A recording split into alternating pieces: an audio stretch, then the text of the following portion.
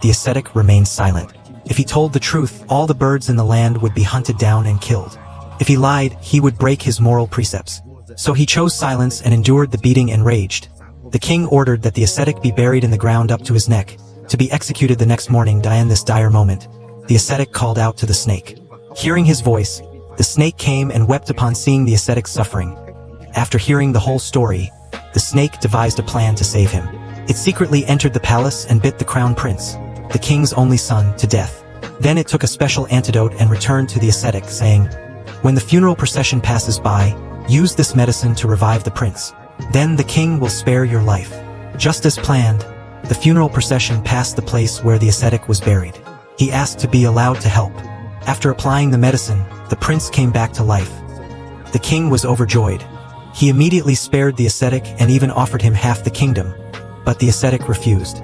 After learning the full truth, the king realized that the ascetic had been wrongly accused.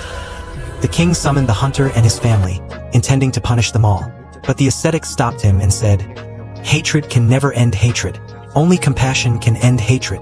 The king accepted his words and pardoned everyone. The ascetic returned to the mountains, continued his practice, and eventually ascended to the heavens, moving closer to enlightenment.